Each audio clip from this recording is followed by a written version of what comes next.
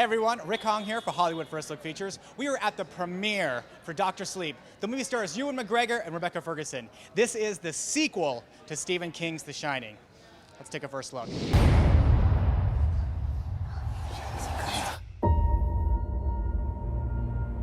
Not many ride the bus this far north.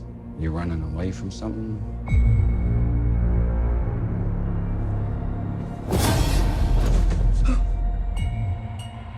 I'm running away from myself, I guess.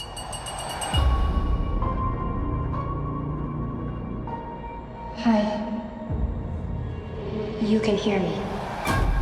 You're magic. Like me. I don't know about magic. I always called it The Shining.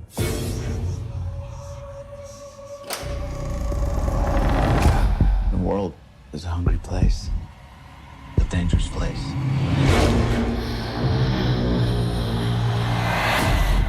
These people, they hurt people like us.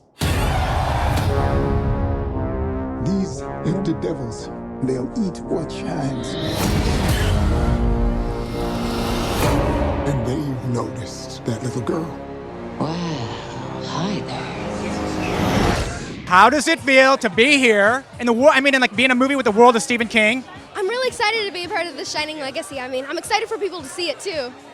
Your character has a big part. I haven't seen the movie, but I know this character. So did you read the book, either before or during production to get a real sense of Abra? I read some of the book before, during shooting actually, kind of to get a grip on Abra's character. It really helped. Oh, it's so heavy though. So I read the book after we did the film on purpose, just because, I think that it's two separate projects, two separate work of arts, and I wanted to give the respect to Mike to not have preconceived notions about the character. In the book you'll see that Snakebite's older, and in the movie she's my age. She's 15, she's 16, or whatever it is. So it's two different characters for me, and I think that it was really cool to do the movie first, to create Snakebite with Mike, and with Stephen King's blessing, obviously, and then just to read it afterwards and see the comparisons, but also the beauty and the differences. It was really great. It was really cool. Did you ever think, in your wildest dreams, that you would be the person doing the sequel to The Shining? No. Never in a million years. And it's funny, even hearing you say it now, it feels kind of like it's not real. Whenever the word sequel to The Shining would pop into my head, I'd feel like I wanted to throw up a little bit. No, my favorite thing about the horror genre, and the reason I think I'll always be drawn to it, is I think that's where we put our anxieties and our insecurities and our darkness as individuals and as a culture. And the amazing thing about that for me is that the genre lets you be brave in little increments, just to make it through the movie. And I think that's amazing exercise for us. Do you have a Stephen King book favorite? Yeah, Carrie would be mine. You want to be the girl that has the telekinetic powers. And Growing up, people always compared me to Sissy Spacek, so I think maybe that had something to do with it. Yeah. I think Scatman did such a beautiful job of portraying a man who is very simple, unadorned, has a gift, has had it for a long time, appreciates it, and is not afraid of the fact that he's a positive man trying to spread positivity in the world. But he knows that when that gift is visited upon you, depending on what your age, it's a difficult thing to carry. I stayed away from the book until afterwards. Yeah, well, look, Mike Flanagan's extremely well prepared, so it's really about understanding the interpretation that Mike Flanagan has of the novel. That's more important than anything, really.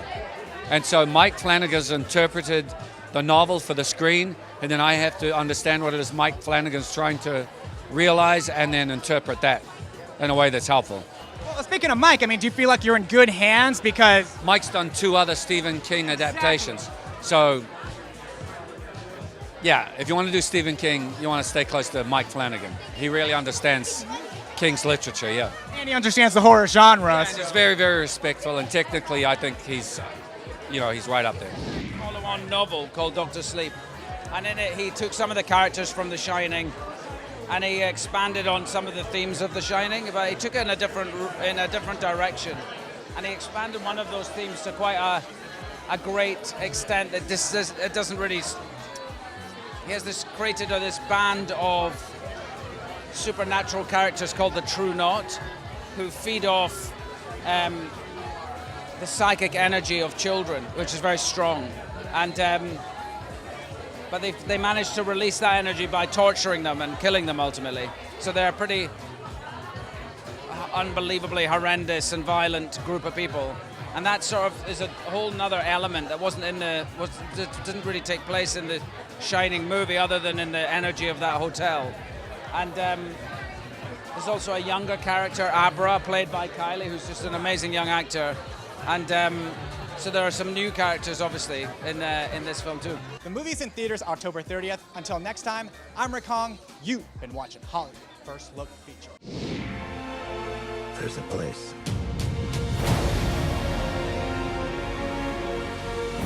You sure you want to do this? I'm ready. Yes, you run, dear. And then I will find you, and you will scream for years. Come and play with us forever and ever.